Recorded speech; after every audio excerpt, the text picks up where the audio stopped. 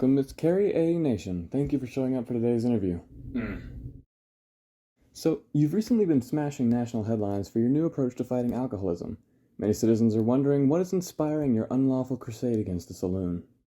It's because alcohol has ravaged the domestic life of thousands of people, including me. I can no longer stand idly by as I see families and homes be overcome by the evil liquor. Why do you consider alcohol evil, Miss Nation? When I was working in the jail as an evangelist, I started to realize that every one of those former good boys was in there because of the bottle, one way or another. I knew it was my destiny to rid the United States from this liquid wickedness and return it to its former God-fearing glory. Well, I suppose it's also because my good-for-nothing first husband was an alcoholic piece of shit.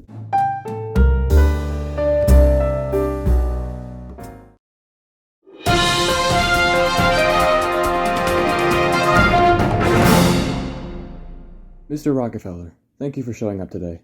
Oh yes, it was quite easy. I mean, I do own this place after all, so I had no trouble coming over here. So, our first question of the day is, what are your thoughts on recent complaints about the rising difficulty for the working man to earn a living wage? I see. Well, let me tell you this. I believe that these persons, these protesters, they are making ill-willed, fictitious claims, trying to take advantage of the true working class. Those social problems, fake news, I tell you. Can you explain your reasoning for that? Let me tell you this. The root problem isn't society or some oppressive system, but it is the individual. These problems are caused by the immorality and the mental deficiency of the individual. If the individual can become morally good and focus on being an upstanding man, they can become just like I am. What if some people don't have the money? My friend, listen. If you saved $1 a day for a whole year, do you know how much money you'd have? $30,000. It's a mindset. You see, the individual who's working just for money is the problem. They're too concerned about spending money to live. They talk about lack of food or what am I going to wear to work? No, you gotta work to give back. You save and you give back to the world. Because you see, back in my day, I remember when everyone loved child labor. It wasn't even a question.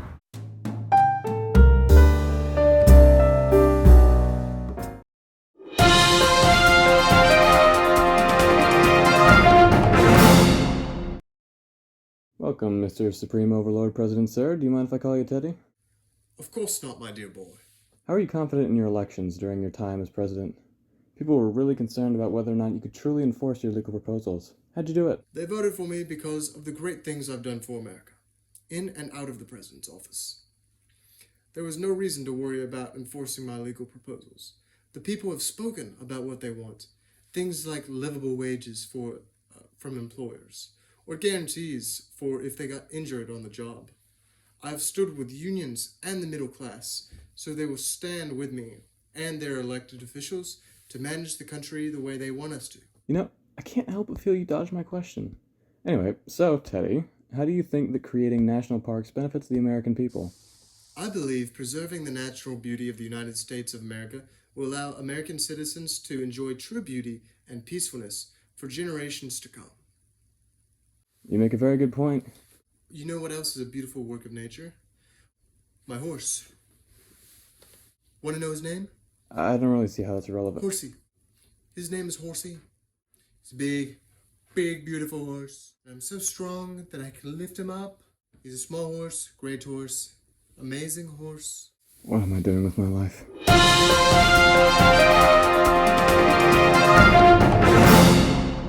So, Mr. Rockefeller, would you like to address the recent criticisms for your acts of philanthropy?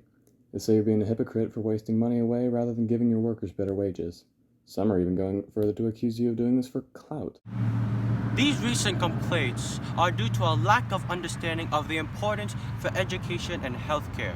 Let me tell you, it is vital to have a clean society and a healthy society. Only then can the individual be able to work on their physical self, on fixing their immorality.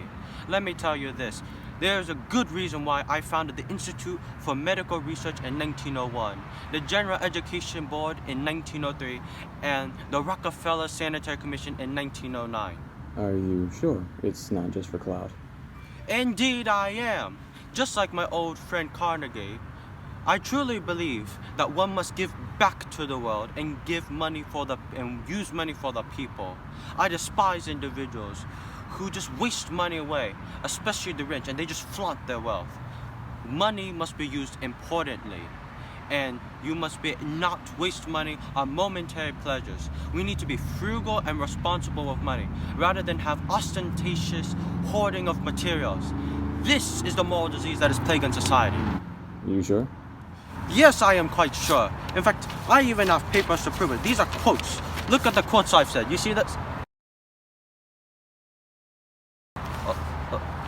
Wrong one, sorry. I meant this one. This is the right one. Ignore that. Let me tell you instead, but we'll go back to that child labor question you were asking earlier. You see, the children, they yearn for the mind.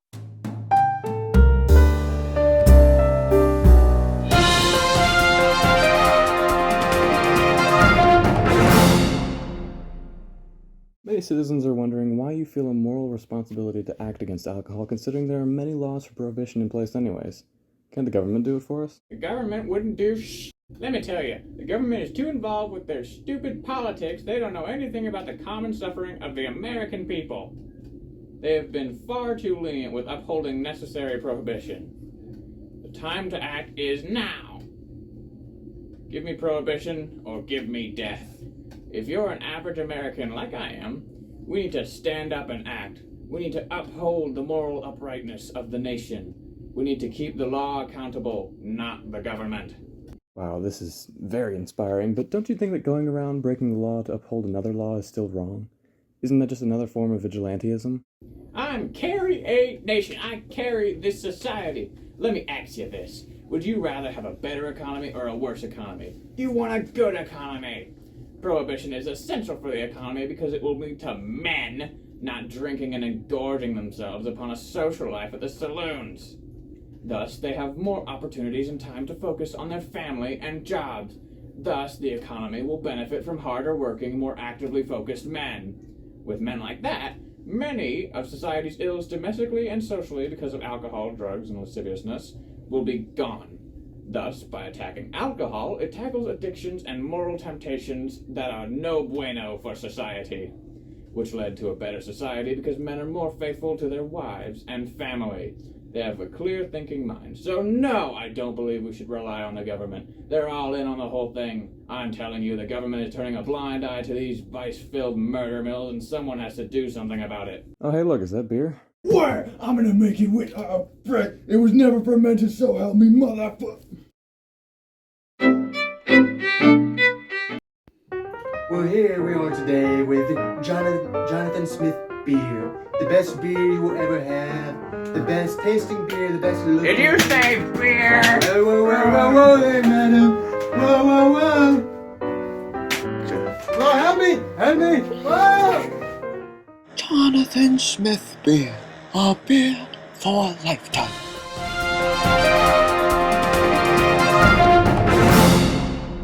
Sir, what would you say is the biggest issue facing the United States society today?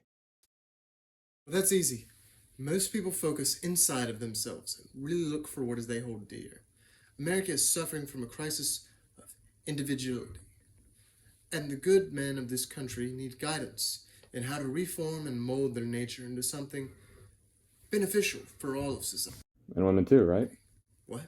Well, you said the good men of this country need guidance, but what about the women? Oh, right. Those.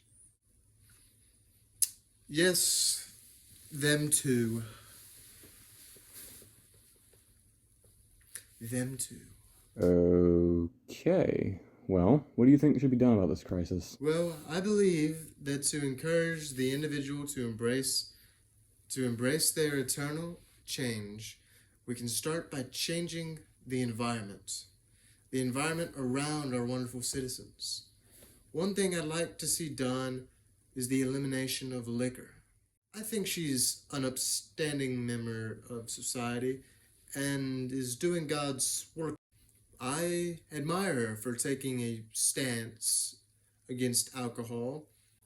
Of course, I would never take a stance against alcohol outside of a private setting. You know this is being recorded for public viewership, right? No.